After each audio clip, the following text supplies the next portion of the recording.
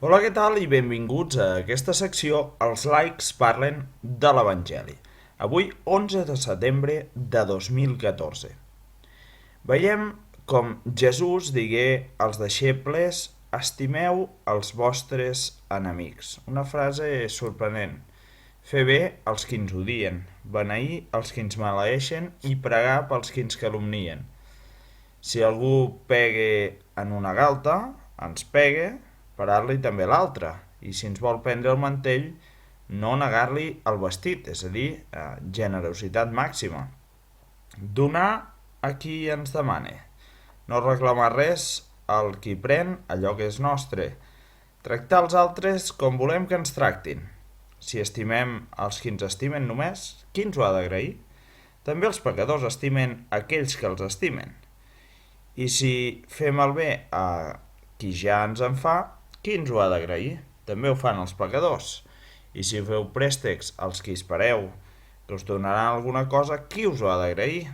També ho fan els pecadors, fan préstecs als pecadors si saben que en trauran un guany. Però vosaltres estimeu els vostres enemics, feu el bé i presteu sense esperar res a canvi. Llavors serà gran la recompensa i sereu fills de l'Altíssim, que és bo amb els desagraïts i amb els dolents. Sigueu misericordiosos, com ho és el vostre Pare, no judiqueu i no sereu judicats, no condemneu i no sereu condemnats, perdoneu i sereu perdonats. Doneu i us donaran. Us abocaran a la falda una bona mesura, atapeïda, sacsejada i curulla fins a vessar.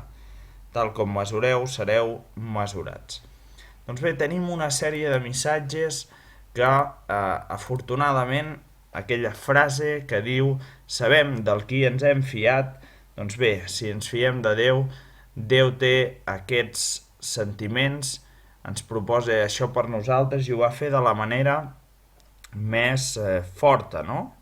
Perquè, contràriament a venir com un gran rei, es va fer pobre, es va fer petit, perquè tots poguéssim escoltar el seu missatge. No tenia un reclinar al cap i aquests consells que ens donava serveixen avui. El que és impressionant l'Evangeli que serveix també pel dia d'avui nostre. Qui són els nostres enemics? Per qui hem de pregar? A qui hem d'estimar? Qui és aquell que no ens torna els préstecs? Tantes i tantes situacions de dolor que Jesús proposa no jutjar, perquè jutjar que ho facin els jutges. Ser misericordiosos com ho és el nostre Pare, aquest Pare Déu que ens estime. I la misericòrdia és doncs compartir, estar amb les misèries del pròxim.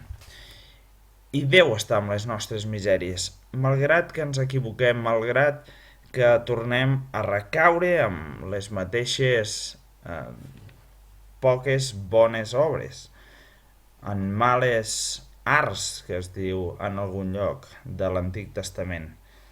Doncs bé, Jesús ens perdona. Ens perdona quan? 70 vegades 7. I ens parla de com hem de ser nosaltres, tenir aquests sentiments, ser generosos, i amb aquesta generositat, si la tenim, també nosaltres diu que ens abocaran a la falda una bona mesura, atapeïda, sacsejada i curulla fins a vessar. Tal com mesureu, sereu mesurats. Aquesta última frase resumeix una mica una actitud que nosaltres ja sense haver de ser mesurats per cap jutge, doncs nosaltres moltes vegades mesurem massa gent, masses fets. Per això aquí ens anima a no judicar i no ser judicats, no condemnar i no ser condemnats, perdonar i ser perdonats, és a dir, una columna que ens proposa la felicitat, perquè la felicitat consisteix precisament en fer als altres allò que ens agradaria que ens fessin. Tracteu els altres com voleu que ells us tractin. Aquesta frase és molt important. I estimar els enemics, fer bé als qui ens odien, beneir els qui ens maleeixen, pregar pels qui ens calumnien. Tantes i tantes coses, tants i tants detalls que ens ensenyen i ens ajuden a ser millors. L'Evangeli, cada dia tenim un bocí, encara que sigui 5 minutets, meditant-lo i pregant amb l'Evangeli aconseguirem molts progressos. El progrés també cap a la felicitat veritable, aquella que només Déu, amb la seva generositat, pot posar ja ara dins del nostre cor, perquè Déu és aquell que perdona 70 vegades 7, ens estima incondicionalment i malgrat tots els malgrats sempre ens dona esperança. Gràcies per la vostra atenció, això ha estat tot per avui, els laics parlen de l'Evangeli.